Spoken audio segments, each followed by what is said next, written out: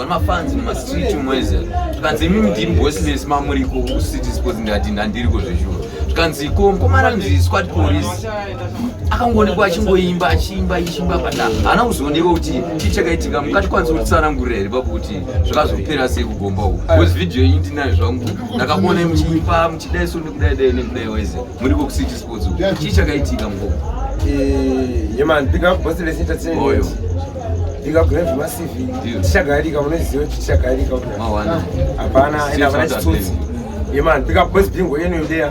there pandeya yeman up Bishop C4 wayeza Captain Jeto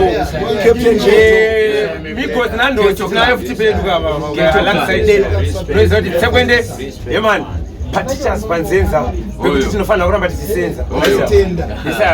sekwende itende yeman urumende yeman bwezi rangu nyaya atisidwanya tendera bwezi abana ma roundabout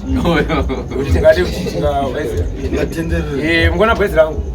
nini wantu zoti sekwende iyo weza inini wantu zoti ndibere ndotasangweri usingaderere weza ari ngodere ausaderere panotaswa pingwere kana usaderere weza bwezi rangu pacheduka inini nengwere but anoitezwa obvious by sekwende bakomana makifu kaf kufu noiziya but ndezve takayakasiwa panyuka curriculum yako zi kufa kana kufenda weza kufu kafu yemani noiziya kuti founder pana zvokubvunza yemani yebwezi rangu muona kuti dhanzi rakagurwa vanoziva kubvunza kuti yemani bika mufana wangu seneskiller yemani ngwere light anyways yemani mfana mfana wangu akapedza yemani hatatobata nyaya dzozene mfana wangu hazvaitika backstage bwezi rangu ndopanofana zoti iyo ilu kwete lulu kabati lumina atichi amene kuti inenge ine manati ere painolumira waita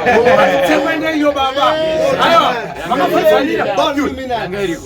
sekwende yenge iripo but yenge yakasvika kuti to backstage yenge yakasvika kuti to Gideon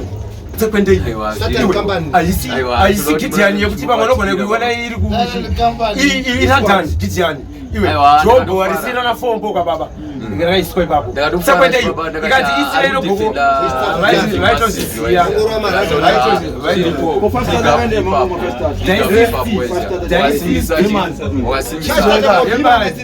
aiwa basa hapo hapana vatisingati tine mad sunday guys